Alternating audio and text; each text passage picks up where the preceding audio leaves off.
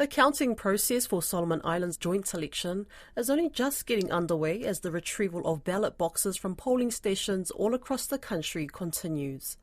Electoral officials, local police and regional personnel providing logistics support worked through the night to ensure some tallying could start on Thursday for constituencies closest to central counting locations. In the first post-election update on Thursday morning, Electoral Chief Jasper Anisi said the public will notice a heavy police presence at counting centres across the country. He's urging Solomon Islanders to remain peaceful and remain calm to maintain good order around the counting stations.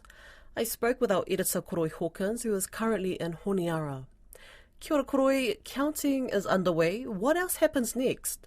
Yes, so the counting process here for the Solomon Islands joint election will start with the provincial ballots kicking off first, and then the national votes will be tallied after that. But there are two electorates, the two provinces for Choiseul and Western Province, which will have national MPs, and we'll be waiting for those to come through, including for the former Prime Minister Manasseh Soguvare, who's contesting in East Choiseul. When will we know of the results for both provincial and national elections? Yes, so the Electoral Commission here will be announcing results for the provincial elections 3 times a day. So they're doing it at 10 a.m., 3 p.m. and 10 p.m. local time.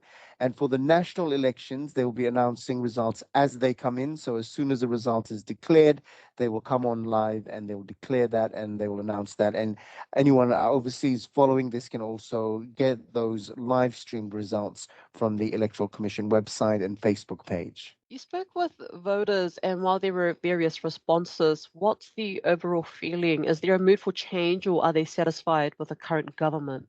It's really hard to pick. A lot of the voters that I spoke to wanted change, but then that's only a small proportion of the voter base, and I'm only in the capital, Honiara. The voter base in the rural areas will have a different perspective on the government and what it's done as well. So in terms of election issues, the service delivery, basic government services, health, infrastructure were some of the things talked about. Some people wanted more done personally for them from their leaders, and others were even talking about the switch in diplomatic ties in 2019 from Taiwan to China and being unhappy about that. So it's quite a variety of different election issues that were important to voters this time round. How are the security arrangements during the counting of the ballot boxes? Yes, so there's a high police presence at each counting center in Solomon Islands. As it gets closer to when the results are announced, people actually gather physically outside the counting center.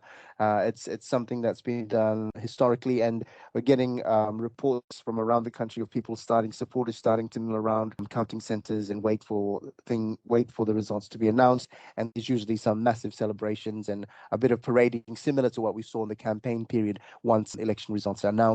So for the security side of things, what police will be trying to manage is the size of those crowds. And if those crowds clash, that's winning candidate supporters clash with losing candidate supporters, that's when things can really get set off. So everyone official in any capacity is just calling for calm and telling people to please respect the process and acknowledge defeat gracefully and allow the democratic process to take its course.